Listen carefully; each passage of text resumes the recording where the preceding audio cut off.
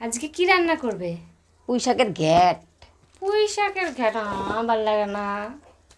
পুঁই শাকের ঘ্যাট রান্না করতে হবে, অন্য কিছু করো। পুঁই শাকের ঘ্যাট আর খিচুড়ি খাবি আজকে? ঠিক আছে, চলো তাহলে পুঁই শাকের ঘ্যাটি আজকে আপনাদের সাথে শেয়ার করা যাক। আজকে রানবো পুঁই শাকের ঘ্যাট। নমস্কার, সকলকে স্বাগত শর্মিলার রান্নাঘরে। আশা করি আপনারা সবাই খুব ভালো আছেন, আমরাও খুব ভালো আছি।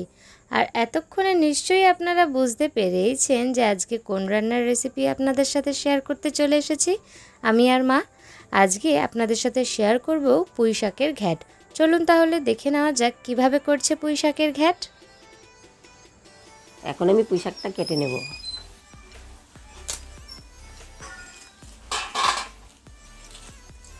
এইদিকে মা পুঁই শাকটা কাটতে থাকুক, ততক্ষণ আপনাদেরকে বলে রাখি, আপনারা যদি আমাদের চ্যানেলে প্রথমবার এসে থাকেন আর আমাদের ভিডিওটি প্রথমবার দেখে থাকেন, তাহলে আমাদের চ্যানেলটিকে সাবস্ক্রাইব করতে ভুলবেন না। আর পাশে থাকা বেল আইকনটিকেও প্রেস করে দেবেন, যাতে আমাদের ভিডিওর নোটিফিকেশান আপনাদের মোবাইলে সবার আগে পৌঁছে যায়। পুঁই শাকটা কিন্তু কথা বলতে বলতে কাটা হয়েও গেছে। সব সবজিগুলো কেটে নিই, তাড়াতাড়ি করে সবজিগুলো কেটে নিই, না হলে দেরি হয়ে যাবে রান্না করতে। এইবার একে একে সমস্ত সবজিগুলোও কেটে নেবে মা। আমি আর বেশি কথা বলি না, তাহলে আবার বকুনি খেয়ে যাব। কাজ করার সময় বেশি কথা বললে মা আবার খুব রেগে যায়।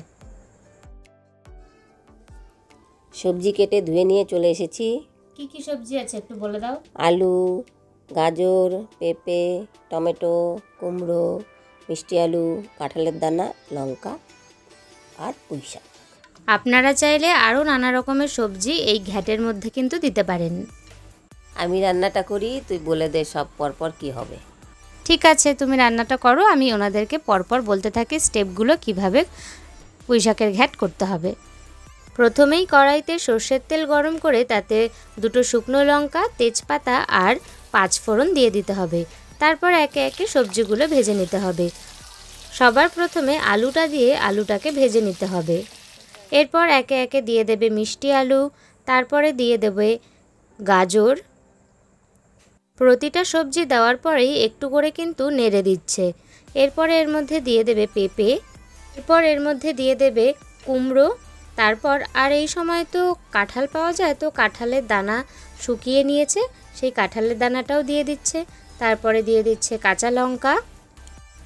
এরপরে স্বাদ অনুযায়ী নুন দিয়ে দিতে হবে। তারপর সমস্ত সবজিগুলো ভালো করে একটু ভেজে নিতে হবে।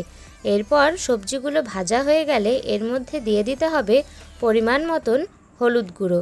হলুদ গুঁড়ো দেওয়ার পরে আবারও একটু ভালো করে নেড়ে চেড়ে নিয়ে ভালো করে ভেজে নিয়ে কিছুক্ষণের জন্য ঢাকা দিয়ে রেখে দিতে হবে, যাতে সবজিগুলো ভালো করে সেদ্ধ হয়ে যায়। এইবার ঢাকনা খুলে এর মধ্যে একে একে গুঁড়ো মশলাগুলো দিয়ে দিতে হবে। প্রথমেই দিয়ে দিল জিরের গুঁড়ো, তারপরে দিয়ে দিল একটু ধনের গুঁড়ো, তারপরে গ্রেট করে রাখা আদা দিয়ে দিল। এরপরে আবারও সমস্ত কিছু ভালো করে নেড়ে চেড়ে নিতে হবে। তারপর এর মধ্যে দিয়ে দিতে হবে পুঁই শাক।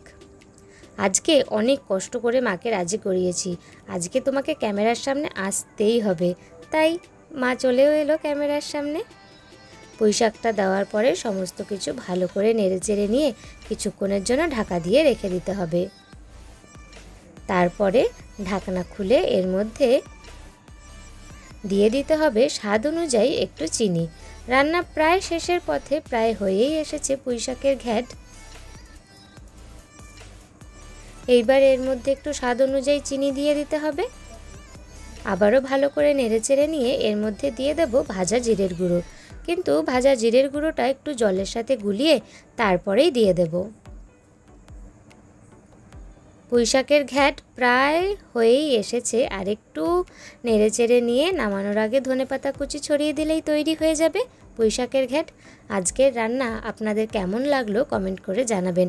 আর আপনারা কে কোথা থেকে আমাদের ভিডিও দেখছেন সেটাও কমেন্ট করে জানাতে কিন্তু ভুলবেন না।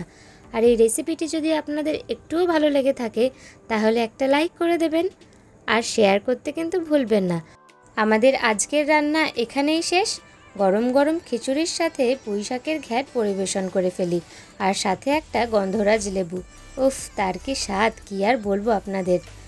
আজ তাহলে আসি, আবারও চলে আসবো অন্য কোনো রান্নার রেসিপি নিয়ে। সবাই খুব ভালো থাকবেন, সুস্থ থাকবেন।